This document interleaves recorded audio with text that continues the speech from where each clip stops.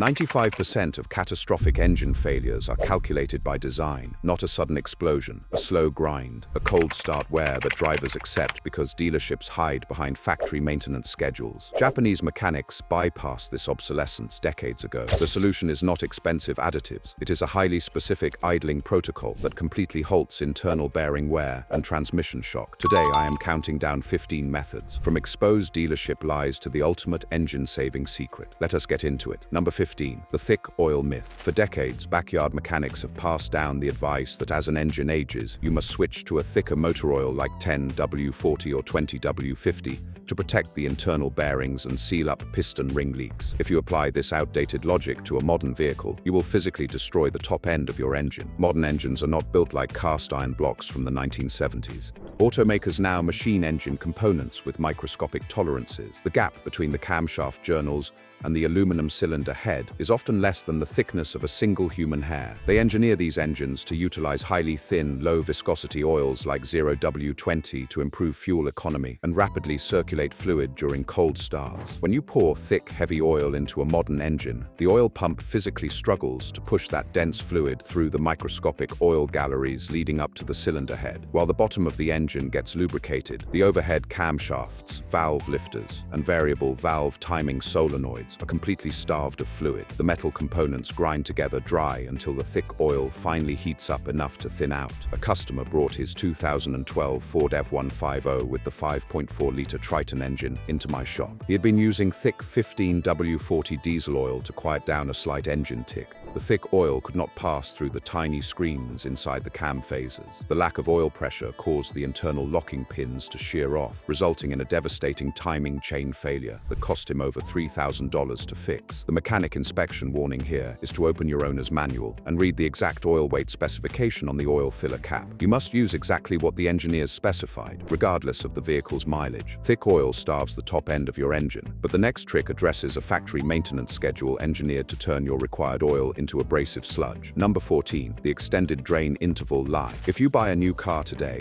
the service advisor will proudly tell you that thanks to synthetic oil advancements, you only need to change your oil every 10,000 or even 15,000 miles. This is the single most destructive piece of marketing in the automotive world. It is designed to lower the estimated cost of ownership on a spreadsheet, not to protect your engine. Synthetic oil does not break down thermally like conventional oil, but it still suffers from mechanical shearing and chemical contamination. Every time a piston fires, a tiny amount of combustion gas blows past the piston rings and enters the crankcase. This blow-by gas contains unburned raw fuel, microscopic carbon soot, and moisture. Over thousands of miles, the detergent and dispersant additives in the oil become completely saturated. They can no longer hold the dirt in suspension. The microscopic carbon particles begin to clump together, forming an abrasive sludge. This sludge circulates through your engine, acting like liquid sandpaper against your main bearings and timing chain guides. A client with a newer Audi A4 strictly followed the dealership's 10,000-mile oil change intervals.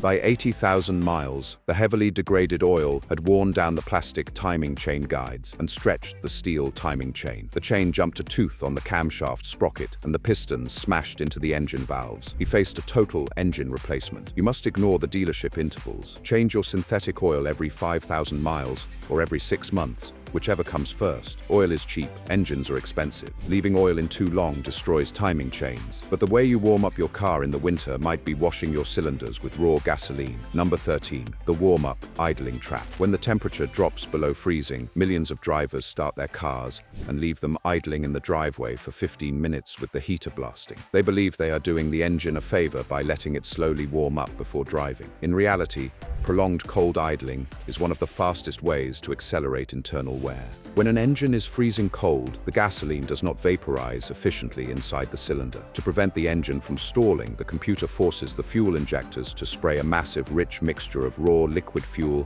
into the combustion chamber. If you just sit there idling, the engine takes an incredibly long time to generate heat. During this extended cold period, the excess raw liquid fuel washes the protective layer of oil directly off the cylinder walls. The piston rings are forced to scrape up and down against bare, unlubricated metal. This causes severe scuffing on the cylinder walls and allows raw fuel to drain directly into your oil pan, diluting the remaining oil. A customer with a Chevrolet Silverado used his remote start to idle his truck for 20 minutes every single winter morning. By 60,000 miles, the fuel wash had worn down his piston skirt so severely that the engine developed a loud, permanent knocking sound known as piston slap. The correct method is to start the engine, wait exactly 30 seconds for the oil pressure to stabilize, and then drive the vehicle gently. Driving the car puts a load on the engine, forcing it to reach its optimal operating temperature rapidly, which immediately shuts off the rich fuel mixture and protects the cylinder walls. Winter idling washes your cylinders bare, but what you pay for at the quick lube shop might be a chemical scam that leaves your engine vulnerable to heat. Number 12. The synthetic blend scam. When you pull into a fast lube franchise, the technician will inevitably try to upsell you from conventional oil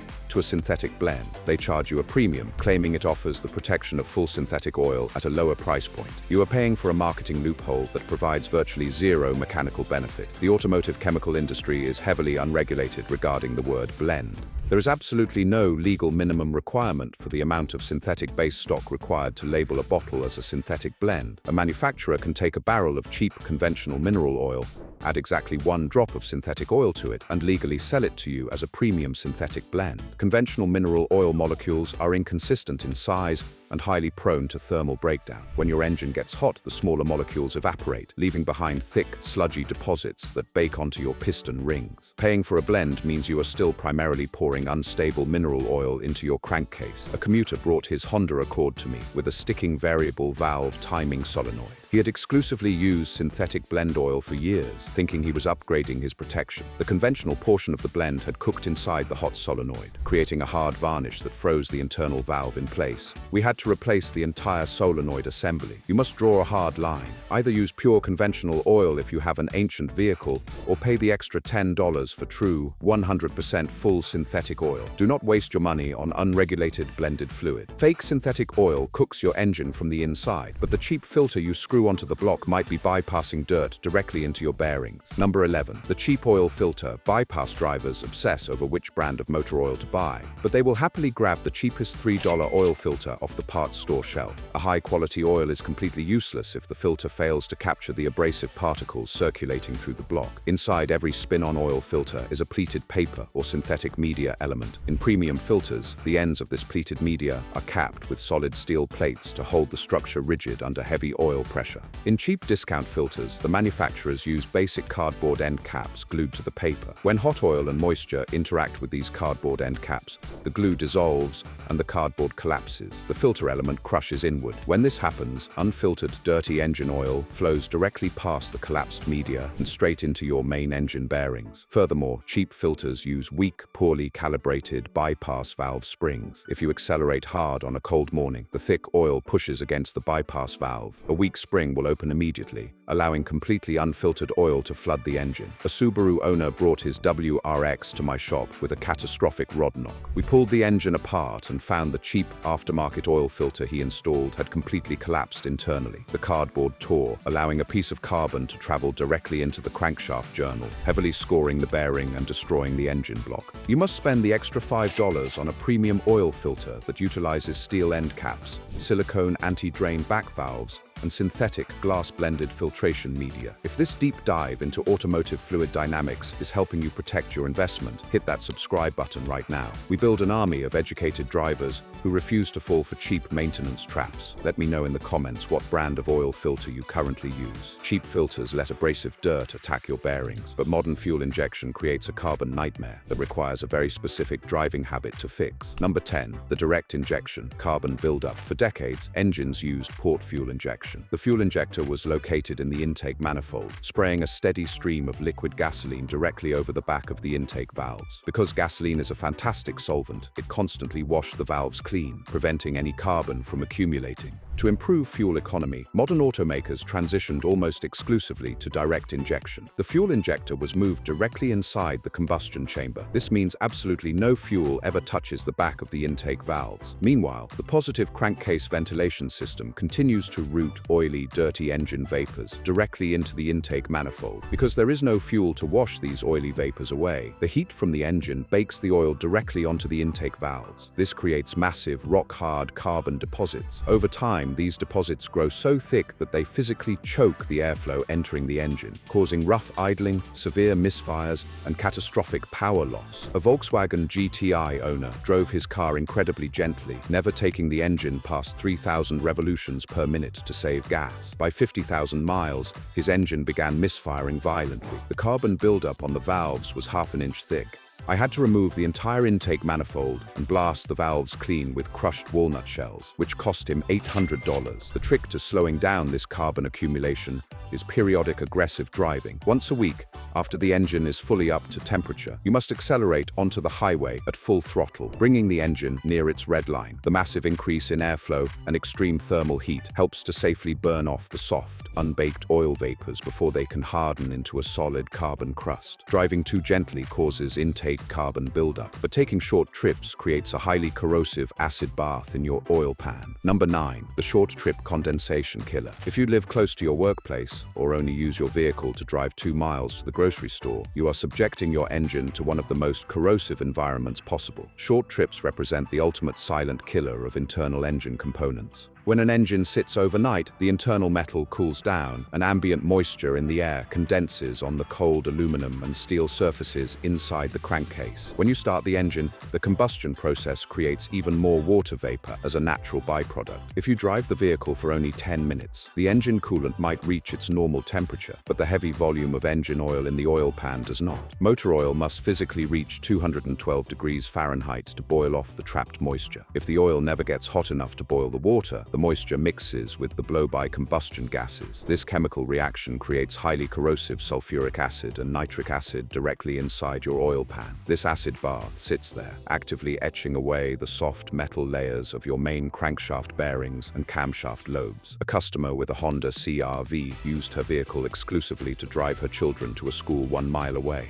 When I drained her oil, it looked like a thick, milky chocolate milkshake due to the massive volume of trapped water condensation. Her internal engine components were heavily pitted by the acid accumulation. To prevent this, you must dedicate time once a week to drive the vehicle at sustained highway speeds for at least 30 uninterrupted minutes. This guarantees the oil reaches its boiling threshold, evaporating the moisture and purging the corrosive acids through the ventilation system. Acid etches your metal surfaces slowly, but the gear you choose to drive in can actually snap your connecting rods in half instantly. Number 8. The low RPM lugging damage manual transmission drivers and modern automatic transmissions tuned for extreme fuel economy often share a highly destructive driving habit. They attempt to accelerate heavily while the engine is spinning at a very low speed in a high gear. This practice is known as lugging the engine, and in modern turbocharged vehicles, it leads directly to catastrophic failure. When you are cruising at 40 miles per hour in 6th gear, your engine is likely spinning at a lazy 1,200 revolutions per minute. If you suddenly encounter a steep hill or need to pass someone,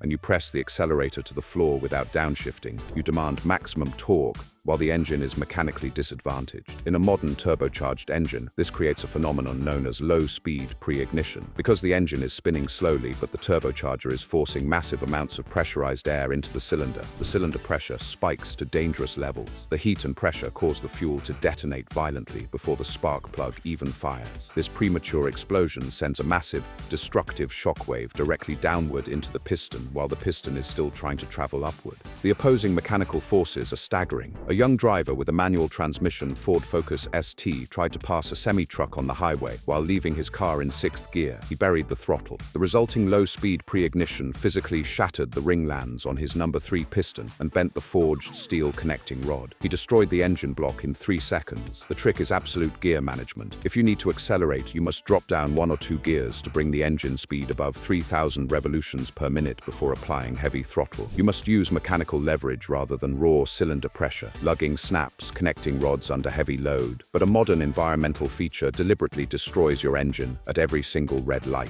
Number 7. The automatic start-stop assassination. To comply with incredibly strict federal emissions mandates and squeeze a fraction of a mile per gallon out of city fuel economy tests, automakers introduced automatic start-stop technology. Every time you stop at a red light or a stop sign, the computer completely shuts off the engine, only to violently restart it the moment you lift your foot off the brake. Automakers claim they beefed up the starter motors to handle the extra cycles, but they conveniently ignore the fundamental physics of fluid dynamics and bearing lubrication. Your engine crankshaft does not actually touch the metal bearings surrounding it while the engine is running. The spinning motion of the crankshaft creates a high-pressure wave of oil, known as a hydrodynamic wedge. The heavy steel crankshaft literally floats on a microscopic layer of pressurized oil. However, the exact moment the engine shuts off at a red light, the oil pump stops spinning. The oil pressure drops to zero. The heavy crankshaft sinks through the oil film and makes direct metal-to-metal contact with the bearing surface. This is known as boundary lubrication. When the light turns green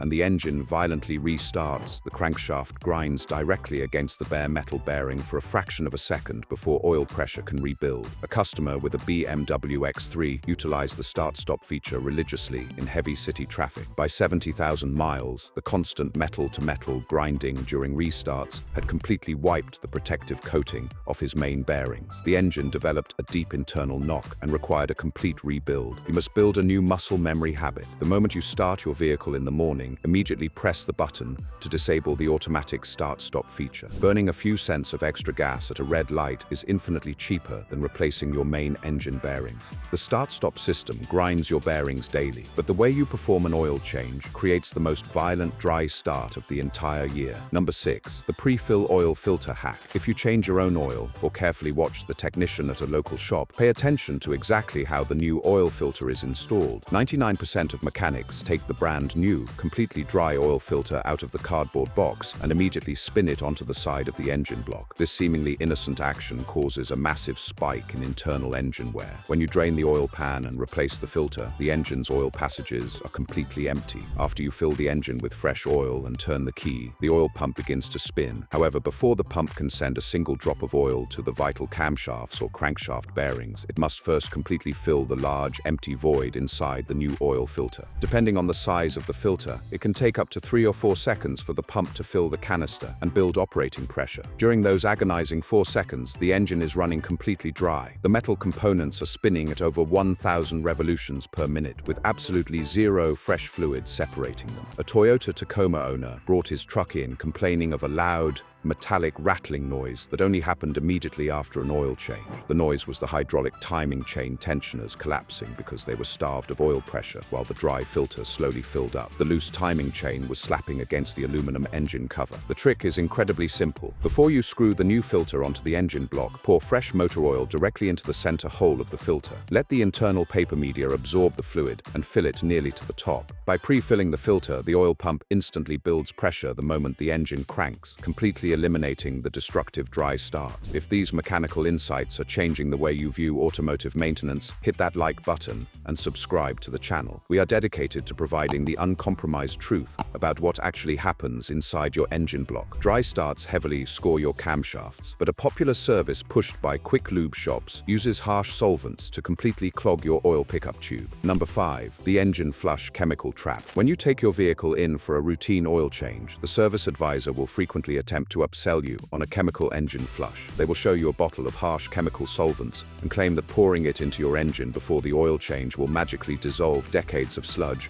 and restore lost performance. You must refuse this service at all costs. These chemical engine flushes consist of aggressive, high-volatility solvents like kerosene or naphtha. When poured into a hot engine, they do exactly what they claim. They violently break down thick sludge deposits. However, they do not dissolve the sludge into a harmless liquid. They break the sludge off the internal engine walls in large, solid chunks. These heavy chunks of carbon and hardened oil drop directly down into the oil pan. Sitting at the very bottom of your oil pan is the oil pump pickup tube, which features a fine metal wire mesh screen designed to catch debris. The massive chunks of dislodged sludge get violently sucked up against this wire mesh, completely blinding the screen. A customer with a high-mileage Lexus RX 330 purchased an engine flush service from a fast lube franchise. He drove away from the shop, and 3 miles down the road, his low oil pressure light illuminated. The engine seized completely. The harsh solvents broke off a massive sheet of sludge from the valve covers, which dropped into the pan and fully choked the oil pump. The engine starved to death in minutes. If your engine has sludge, you must clean it slowly. Use a high-quality synthetic oil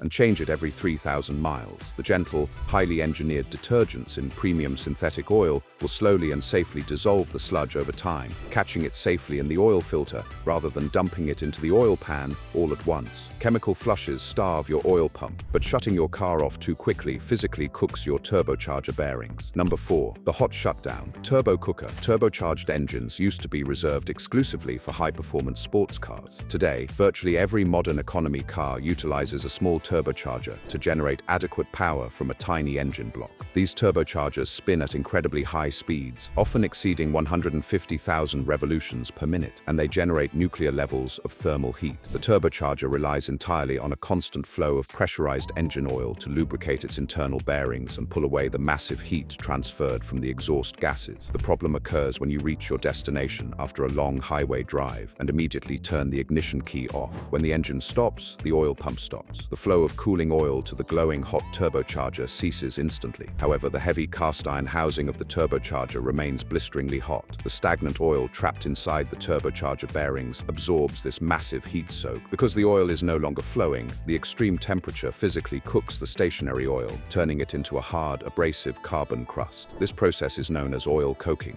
The next time you start the car, the high-speed turbo bearings grind against this hard carbon crust, destroying the fine tolerances and eventually causing the turbo seals to blow out, filling your exhaust with thick blue smoke. A Chevy Cruze owner routinely parked his car immediately after exiting the interstate. By 40,000 miles, he cooked the oil inside his turbocharger so severely that the impeller shaft snapped in half, requiring a $1,200 replacement. The trick to saving your turbocharger is the cool-down phase. After hard driving or highway cruising, simply let the engine idle for exactly 60 seconds before turning the key off. This allows fresh, cooler oil to circulate through the turbocharger, pulling the dangerous heat away from the bearings and preventing the oil from coking. Cooking your turbo is an expensive mistake, but neglecting to preheat your engine block in the winter causes severe piston scuffing. Number 3. The cold weather block heater. Automotive metallurgy is a complex science heavily influenced by temperature. Engine blocks are typically cast from heavy iron or rigid aluminum alloys, while the pistons inside the cylinders are forged or cast from a completely different, lighter aluminum alloy. These different metals expand and contract at completely different rates when exposed to thermal changes. When your vehicle sits outside in freezing winter temperatures, the metal components contract. Because the aluminum pistons shrink faster than the heavy engine block, the precise tolerances between the piston skirts and the cylinder walls open up significantly. When you cold start the engine, the piston is physically loose inside the cylinder. As it moves up and down, it rocks back and forth, slapping violently against the cold steel cylinder walls. This is the loud,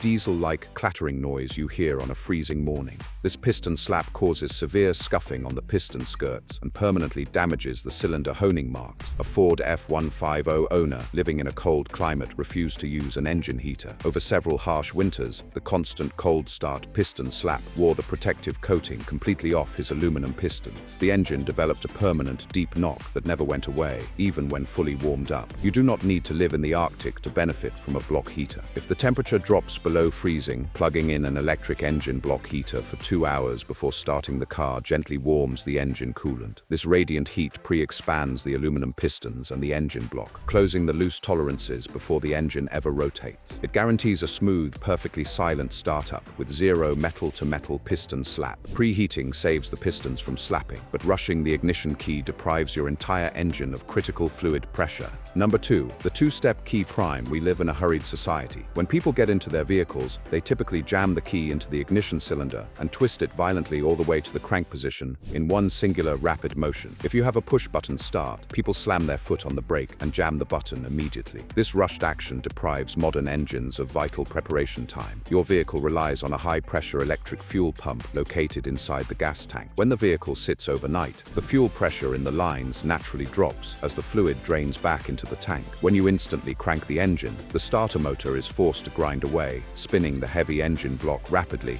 while the fuel pump desperately struggles to push fluid from the rear of the car all the way to the front fuel injectors. This extended cranking duration puts massive thermal stress on the starter motor and drains the battery heavily. Furthermore, instantly cranking the engine does not give the complex array of electronic modules, sensors, and the electronic throttle body time to run their self-calibration sweeps. A Nissan Altima owner constantly complained of long, extended cranking times on cold mornings. He assumed his starter was failing. I watched him start the car, twisting the key instantly. He was forcing the starter to work dry while waiting for fuel pressure. The trick is the two-step prime. Turn the ignition key to the on position, but do not crank the engine. If you have a push-button start, press the button twice without touching the brake pedal. Your dashboard will light up. You will hear a distinct humming sound from the rear of the vehicle. That is the electric fuel pump priming the lines to full operational pressure. Wait exactly 3 seconds for the humming to stop and the dashboard lights to settle. Now crank the engine. It will fire up instantly, aggressively, and cleanly on the very first rotation, saving your starter motor from burning out. Priming the fuel system saves your starter motor, but the ultimate secret is a specific 30-second protocol that perfectly prepares your engine for extreme mechanical load. Number 1. The Japanese idle trick. This brings us to the ultimate uncompromised procedure to completely eliminate drivetrain shock and cold start wear. This protocol is quietly utilized by older Japanese automotive engineers who routinely design vehicles that surpass 300,000 miles without requiring major internal engine work. It is known as the 30-second thermal stabilization trick. When you cold start an engine, the engine computer recognizes that the catalytic converter is freezing cold and inefficient. To fix this, the computer intentionally flares the engine revolutions up to a high idle, usually around 1,500 revolutions per minute. The absolute worst thing you can do to a vehicle is start the engine and immediately rip the transmission shifter straight down into drive or reverse, while the engine is screaming at high idle. When you shift into gear at 1,500 RPM, you send a massive, violent mechanical shockwave directly through the transmission valve body, slamming the internal clutch packs together with brutal force. Furthermore, you are placing a massive physical load on the engine components before the thick, cold oil has had sufficient time to travel up the microscopic galleries to lubricate the overhead camshafts. You are loading a dry, fast-spinning engine. The Japanese idle trick requires extreme patience, but it guarantees longevity. Start the vehicle using the two-step prime method. The engine will flare to high idle. Take your hand completely off the shifter, put your seatbelt on, adjust your radio, watch your tachometer needle closely. You must wait approximately 30 seconds. During this crucial window, the oil pump has successfully pushed fluid to the absolute highest points in the cylinder head. The automatic transmission pump has filled the torque converter with hydraulic fluid. You will visually see the tachometer needle drop smoothly from 1,500 down to a calm, steady 800 revolutions per minute. The computer has finished the warm-up cycle. The engine is now fully lubricated and thermally stabilized. Now, with your foot on the brake, pull the shifter into drive. You will notice the transmission engages with an incredibly smooth, almost imperceptible transition rather than a violent clunk. A customer with a Toyota Camry learned this trick from his grandfather. He strictly utilized this 30-second wait period every single time he started the car. I serviced that vehicle when it rolled over 350,000 miles. The original engine ran flawlessly, and the original automatic transmission shifted perfectly, proving that mechanical patience eliminates physical wear. If this video helped you understand how to keep your vehicle on the road permanently, hit that subscribe button and do not forget to like the video. We provide the truth so you can stop funding the dealership service department. There is another video popping up on your screen right now exposing other secrets the industry tries to hide from you. Click it before you forget. I will meet you over there. Drive safe, buy smart, and your vehicle will take care of you.